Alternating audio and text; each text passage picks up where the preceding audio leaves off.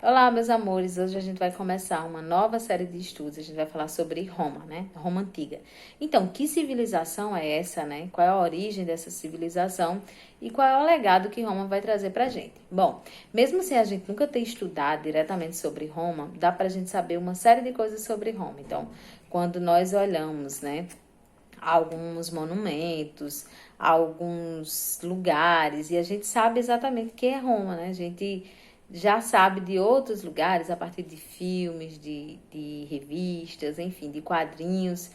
E sabemos também a partir dos relatos, né, das pessoas que vão falar, às vezes, olha, em Roma antes era assim, ou esse é o mapa de Roma, e por aí vai. Então, como onde ficava localizada Roma, né? Então, Roma é uma civilização que se forma na Península Itálica. Em outros vídeos eu já expliquei para vocês o que era uma península, né? O professor de geografia pode explicar melhor. Mas é basicamente uma faixa de terra que é banhada por três partes e uma das partes é ligada totalmente à terra, né? Então tem um caminho pela terra. No caso de Roma, o seu mapa se parece muito da Península Itálica, né? Para ser mais precisa, o seu mapa parece muito com uma bota. Então, tem o mesmo formatinho de uma bota. Bom, então, é um extenso litoral, né? Que é banhado pelo mar. E aí, ainda no século 8 a.C., essa região era habitada por vários povos. Então, tinha os lígaros, os etruscos, os italiotas, né? Que eram divididos entre sabinos, latinos, samitas, enfim. Então, esses povos, né, todos, eles já habitavam aquela região ali da Península Itálica, né?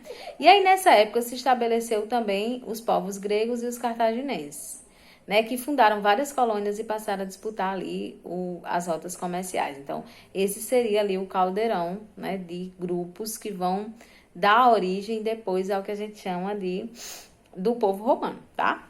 Então, Roma foi fundada no século 8 a.C., né, com a unificação principalmente das aldeias latinas e sabinas, né, e alguns acreditam que os responsáveis pela unificação foram os etruscos, né? Os etruscos eram povos que viviam anterior a essa junção e acredita-se que dessa junção ou da dominação que esses sabinos, os latinos e os sabinos fizeram, é que em relação aos etruscos, é que se formou a população romana. Enfim, então, além disso, né, existe também um mito, né, de formação de Roma, que eu quero que vocês pesquisem, né, que é o mito de Rômulo e Remo, tá? Então, vai ficar aqui para vocês me trazerem, né, quais são qual é essa narrativa, como é que essa lenda, ela vai explicar a formação do povo romano.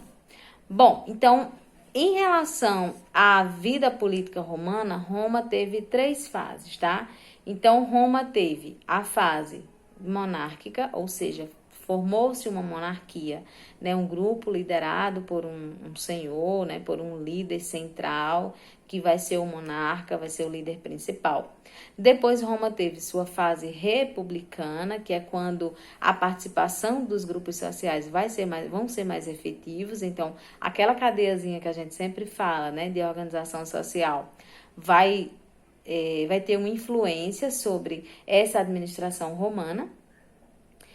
E principalmente, né, a partir do aumento do poder dos generais, né? Roma sempre foi caracterizada por se destacar em guerras, e principalmente guerra de expansão, que foi uma coisa que a gente já conversou antes, que é quando um território, né, começa a tentar conquistar outros territórios a partir da guerra.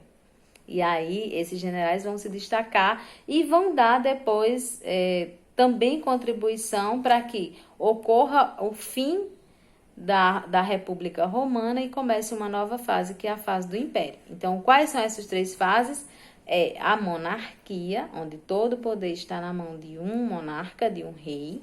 A republicana, quando os grupos sociais vão criar instituições que vão controlar aquele povo. O que são instituições, professora? Instituições são...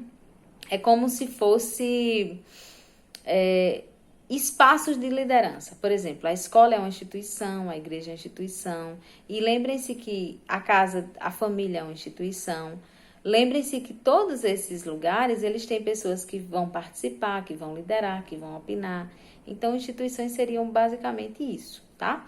E depois vai ter a fase imperial. Então, são 3: monarquia, república e império. É assim que é dividido a história de Roma. O império é dividido em 2 fases, Alto Império e Baixo Império, e a gente vai ver em detalhes como é que acontece isso. Bom, então vamos lá, vamos ver como era a organização política de Roma no período da monarquia, tá? Então, no período da monarquia, havia na piramidezinha social 4 grupos sociais, né? Quatro grupos de pessoas. Então, os primeiros eram os patrícios, né? Aqueles que eram mais poderosos, era a aristocracia, era aqueles que estavam ali, ó, no topozinho, tá?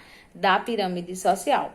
Esses patrícios, eles eram responsáveis por indicar os reis, né? Por participar das decisões políticas, enfim, eles eram o grupo mais atuante politicamente. Depois vinham os plebeus, que eram formados por trabalhadores, agricultores, artesãos, comerciantes, proprietários, né? Eles eram descendentes de famílias estrangeiras e na época da monarquia eles não tinham direito à participação política. Então, nesse momento, quem liderava eram os patrícios, os plebeus, eles só colaboravam com a questão econômica e do desenvolvimento de Roma.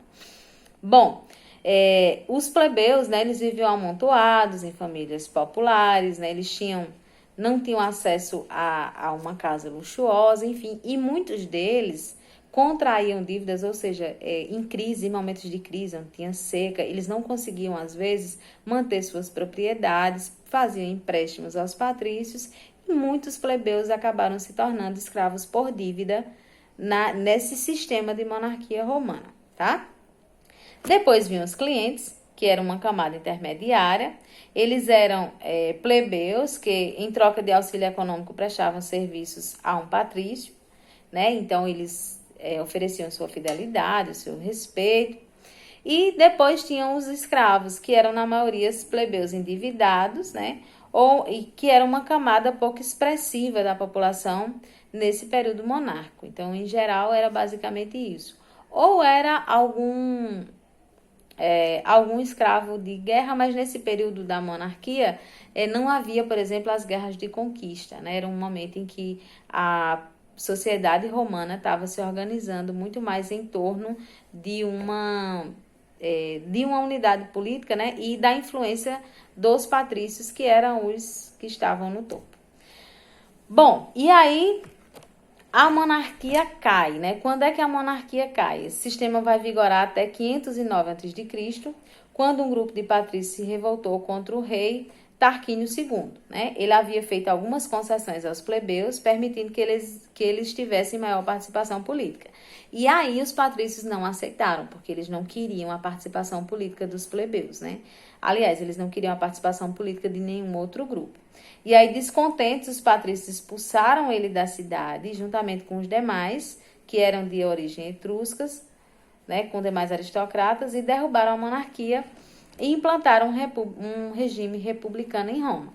Então, eles vão implantar um regime que esses próprios patrícios vão conseguir controlar, né? Aí eles vão criar essas instituições que eu falei para vocês, que a gente vai ver depois na próxima aula, que é o Senado, a Assembleia Curial, enfim, esses lugares onde esses patrícios vão dividir a sua participação, e uns vão ficar responsáveis por umas coisas, outros por outras, mas isso é assunto para a nossa próxima aula, tá certo? Beijo para vocês, até a próxima.